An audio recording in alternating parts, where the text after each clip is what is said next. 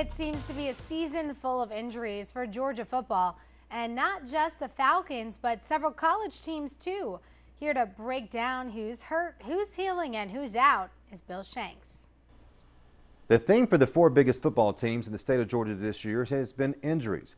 The Atlanta Falcons, Georgia Bulldogs, Georgia Tech Yellow Jackets, and even the Georgia Southern Eagles have been decimated by injuries. So much so that the goals set by each of these teams prior to the season will probably not be met. The Falcons have lost Mike Johnson, Croy Bierman, and Julio Jones to season-ending injuries. Roddy White has missed 3 games. Steven Jackson was out for 4 games. Sean Weatherspoon has been out for 6 weeks. Others like Asante Samuel and Sam Baker, they've missed playing time as well. This team is 2-6, and the season is over. Now look, the Falcons have serious issues outside of these injuries. The offensive line has underperformed. The linebackers are not very good. They still can't cover tight ends. But would this team be 2-6 if it had stayed even relatively healthy? Probably not. It might be 5-3 or 4-4 since they've really only looked horrible the last 2 weeks against the Panthers and the Cardinals. Georgia saw how important one of its injured players was on Saturday. Todd Gurley got back after missing 3 games with an ankle sprain.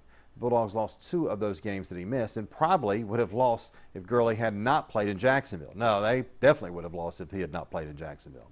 Of course, Gurley is only the start of it. Keith Marshall, Gurley's backup, got hurt in the Tennessee game. He's out for the season. Wide receivers Malcolm Mitchell, Justin Scott Wesley, they're out for the year as well. For the Vanderbilt game, Georgia was without its top 2 running backs and 3 top receivers. No wonder they lost. Now, like the Falcons, the Bulldogs have other issues. The offensive line has been inconsistent. The defense has been awful at times, even though it seems to be showing some gradual improvement. But would this team be better than 5-3 if it had not been hit hard by injuries? Well, yeah. Georgia Tech has lost 5 offensive linemen and 2 safeties to season-ending injuries. Did that impact the 3-game losing streak in the middle of the year? Sure, it might have cost the Yellow Jackets 1 game, which would make them 7-2 instead of 6-3, which is a big difference if you're trying to stay in the division race in early November. Georgia Southern is 4-4 this season. It was going to be a different year since they cannot compete for the FCS playoffs and are headed to the Sun Belt Conference next year. But a 4-4 season is really unacceptable in Statesboro.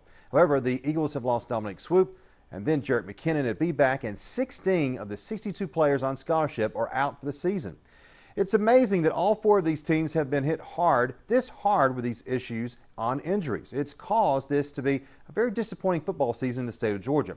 And the weird part, to be simplistic here, is you just have to say it's just one of those years. What else can you really say, really?